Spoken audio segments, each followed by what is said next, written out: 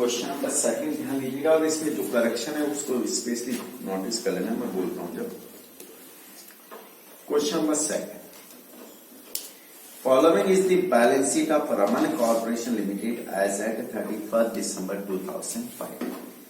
31 दिसंबर 2005 को रमन कॉर्पोरेशन का संक्षिप्त चिट्ठा दे रखा है। एसेट साइड में फिक्स्ड एसेट्स स्टॉक दे रखा है, डेब्टर्स गिवन है। लायबिलिटी साइड में शेयर कैपिटल यानी ये कंपनी है, रिजर्व है, बैंक ओवरड्राफ्ट और क्रेडिटर्स गिवन है। अब नीचे क्या लिखा है, trade creditors are equal to the last month purchase and debtors are equal to last 2 month sales. व्यापारी के लेनदार गत 1 महीने की क्रय के बराबर और देनदार 2 महीने की सेल्स के बराबर, यानी देनदारों को हम 2 महीने की उधार देते हैं। For the half year ending 31 दिसंबर 2005 है, ये आपके हिंदी मीडियम में 2006 लिखा है शायद, उसको 2005 करना है। For the half year ending 31 December 2005 sales amounting to ₹50,42,000 and purchase by ₹38,40,000। ये 31 दिसंबर 2005 को समाप्त होने हाफ ईयर की परचेज और सेल्स दे रखी 6 महीने, ठीक है। उसके बाद क्या करेगा, the following estimate and information are available with effect from 1 January 2006। Goods purchase will cost 25% higher and sales price will be increased by 20%। 1 January 2006 से जो भी हम गुड्स परचेज करेंगे तो पहले के कंपैरिजन में हमारी कॉस्ट प्राइस 25% से बढ़ गई और सेलिंग वैल्यू बढ़ गई कितने से 20%। Second point, sales and purchase are spread evenly throughout the year. वर्ष पर्यंत क्रय और विक्रय दोनों समान रूप से बटे हुए हैं। Number third point, sales and purchase credit terms of the purchase and sales will remain unchange. Purchase और सेल की जो शर्त है वो अपरिवर्तित, यानी वही कस्टमर को 2 महीने की उधार और क्रेडिटर्स को 1 महीने से हमें मिलेगी। इस पॉइंट में करेक्शन आएगा, डेट में ध्यान रखना। Value of closing stock on 30 जून 2006 है और हिंदी मीडियम में 2005 लिखा है, 30 जून 2005 है ना, तो उसको 2006 कर लें, किसी के 5 लिखा हो। is expected to be 10% higher than the on the 31st December 2005। 31 दिसंबर 2005 को जो क्लोजिंग स्टॉक था उससे 10% ज्यादा होगा 30 जून 2006 को। फिर क्या बदला रखें, all expenses will be paid with in the month in which they act. सारे एक्सपेंसेस उसी महीने में पे कर दिए जाते हैं जिस महीने में वो होते हैं। And it is estimated ₹64,000 per month. वो अनुमानित किए गए कि 64,000 रुपए प्रति माह होंगे। No fixed assets are proposed to be acquired and sold during the year. इस अवधि में ना तो कोई हम फिक्स्ड एसेट्स परचेज करेंगे ना ही सेल करेंगे। आपको क्या करना है, you are required to prepare proforma invoice statement and proforma balance sheet of Raman corporation limited for the year ending 30 जून 2006। समझाते हैं भाई। Question number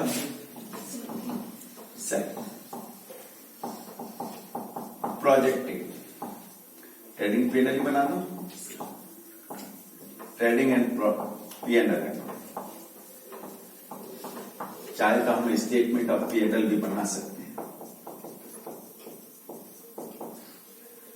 for the half year ending 6 महीने के,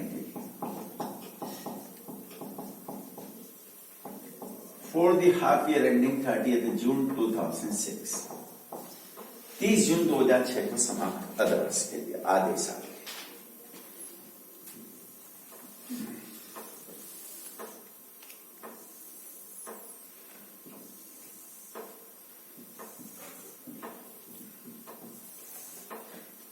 इकतीस दिसंबर 2005 का जो क्लोजिंग स्टॉक है वो 1 जनवरी 2006 का ओपनिंग स्टॉक होगा।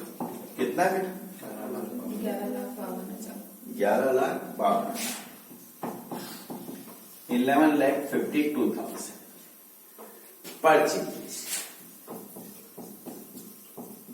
परचेजेज कितनी होगी ये बोल रहा है कि पिछले 6 महीने में हमें ऊपर दे रखा पैराग्राफ में फर्स्ट मंथ के ऊपर कि 31 दिसंबर को जो हाफ ईयर एंड हुआ उसमें हमारी परचेज कितनी थी?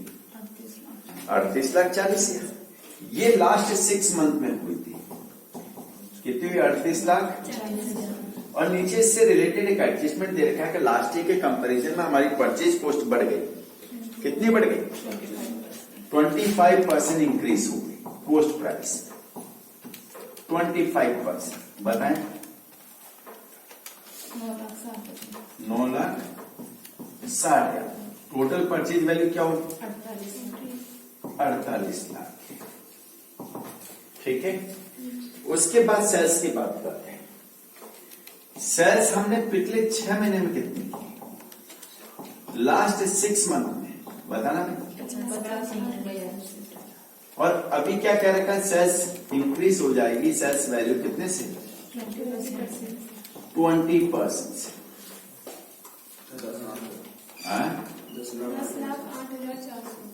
10,08,400। टोटल 60,50,000। यही करके ट्रेडिंग अकाउंट से कोई रिलेटेड एक्सपेंसेस नहीं है, या तो क्लोजिंग स्टॉक दे रखा होगा या ग्रॉस प्रॉफिट दे रखा। क्लोजिंग स्टॉक दे रखा है सर। क्लोजिंग स्टॉक क्या लिखा है आपको पॉइंट नंबर 4 में कि 30 जून को क्लोजिंग स्टॉक कितना होगा कि जितना 31 दिसंबर को था उससे 10%। 31 दिसंबर 2000 को कितना था? 11 लाख पाउंड। उसमें 10% ऐड कर दो।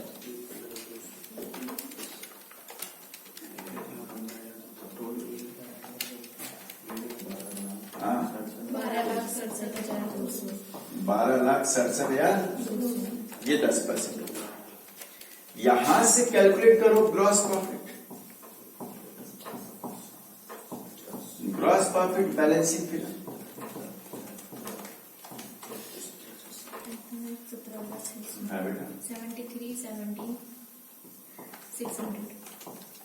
600। हाँ, 73,17,600।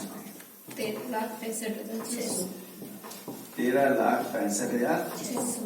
ये ग्रॉस प्रॉफिट है। इस ग्रॉस प्रॉफिट को हम P&L अकाउंट में ट्रांसफर कर देते हैं। ग्रॉस प्रॉफिट है 13,65,600। P&L से रिलेटेड एक्सपेंसिव देखो। पॉइंट नंबर आपको दे रखा था 5th पॉइंट में। कितने एक्सपेंसेस है? 64,000 पर मंथ। 64,000। 64,000 का पर मंथ है। हम कितने महीने का हिसाब बनाते हैं? 6 महीने। 3 लाख। और कोई एक्सपेंसेस है क्या देखना? और कोई एक्सपेंसेस है? डेप्रिसिएशन वगैरह कुछ नहीं है। यहां से निकालो नेट प्रॉफिट। कितना? 9 lakh.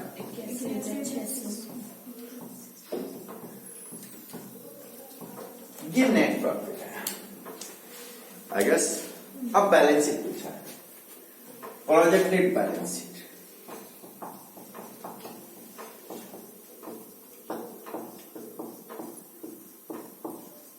As at 30th June 2006, 30 जून 2006। अब कंपनी है तो कंपनी की बैलेंस शीट अपन उसी तरीके से बनाएंगे।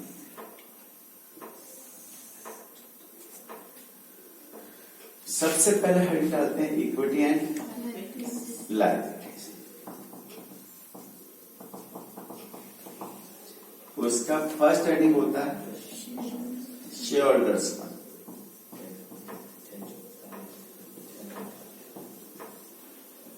उसका ए पार्ट शेयर कैपिटल। कितनी देर की शेयर कैपिटल? 8 लाख। ऐसे थोड़ी होता है।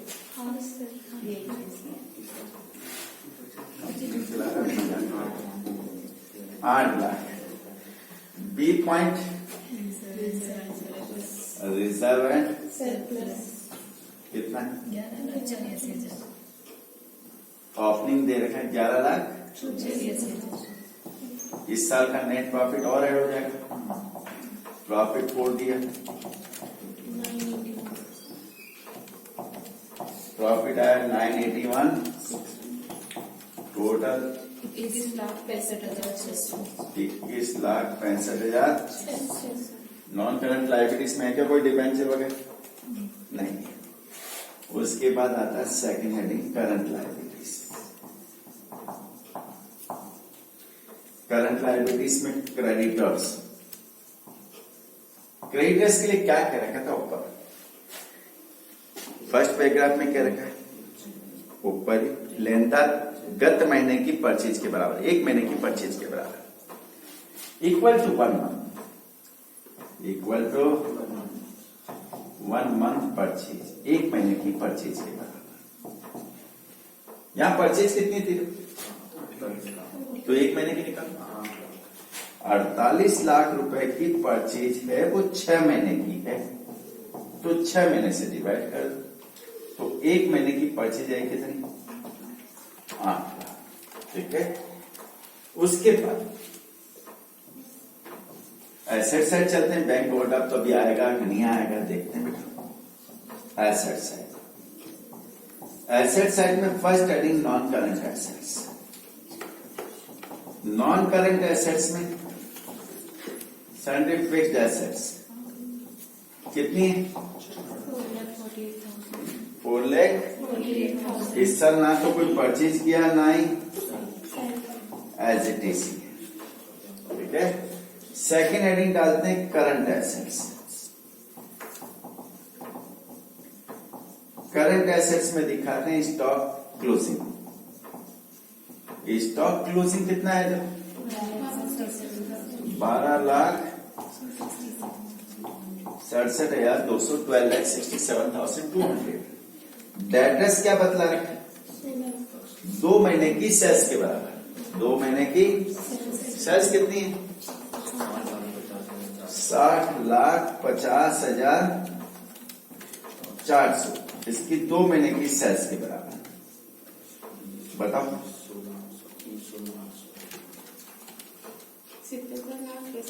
अरे मेरी अम्मा ऐसे मत कर यार। 1/3 20 लाख के आसपास आएगा। 20 लाख 16,800। उसके बाद अब बैंक बैलेंस की बात करें, किधर की टोटल ज्यादा है पहले तो ये मालूम करो। इधर की 12, 20, 32 लाख, 33 लाख के आसपास। इधर 21, 8, 32, 8, 37। इधर की ठीक है। इधर की कितनी आ रही? 37,65,600। तो यहां से निकालते हैं cash and bank balance. Balancing figure इधर की टोटल भी कर देता हूँ 37,65,600। बताएं 33,600 कितना है? 33,600 बोली